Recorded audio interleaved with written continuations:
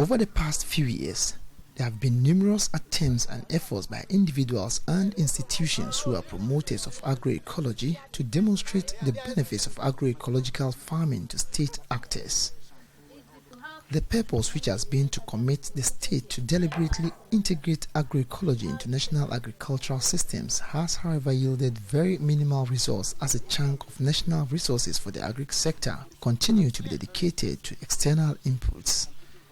To help change the status quo as well as build a movement made up of well-informed multi-stakeholder membership, the Center for Indigenous Knowledge and Organizational Development is embarking on a caravan tour in the savannah and traditional zones to discuss agroecology as a climate change adaptation strategy. Wilberforce Lati is a Deputy Executive Director at CIKOD.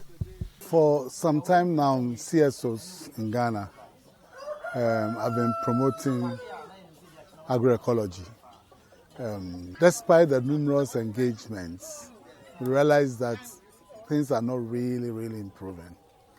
And so in June this year, we had some discussions with the ministry, and then we managed to agree with them to organize a national dialogue.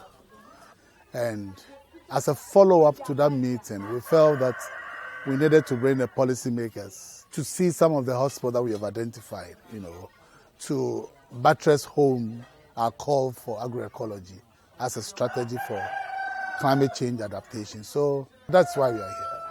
For the Acting Director at the Directorate of Crop Services of the Ministry of Food and Agriculture, Dr. Solomon Ansah, there is the need for a documentation of traditional knowledge as a means of benefiting future generations. Traditional knowledge is part and parcel of agroecology. And from what I've seen, the farmers, you could see that they are so abreast with the technologies, the traditional knowledge that they have acquired. But I think what we need to do, or what they need to do, is to document them. Because that is the only way that future generations can also have access to. It's very important. And if possible, they should also take data, because it is data that will help them to take informed decisions. And I recommend that they do that. He however called for the establishment of more demonstration farms that will serve as learning sites for people who want to venture into agroecology. I think we still have to pilot a number of them. You see, if you want something to grow, you need to get very good demonstrations, just like where I'm standing now. So once we have a number of pilots, then we send, the students, the youth, the women. I don't even want to mention men, because that's for men. Sometimes we can be very troublesome. Send them there, let them go and learn, and I believe they will mimic whatever is happening. Bono Regional Acting Manager at ActionAid, Kwame Ephraim Dentra, called for the encouragement of the youth into agroecological farming, a move he said would help minimize youth unemployment. I think if there is land, secure land in and around our smaller communities, these are the viable ventures that we should encourage them and support them.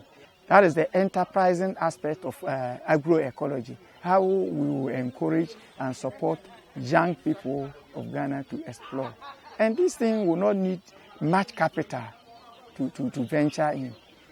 Olawumi Benedict is an organic farmer, a trainer and an advocate for the participatory guaranteed systems.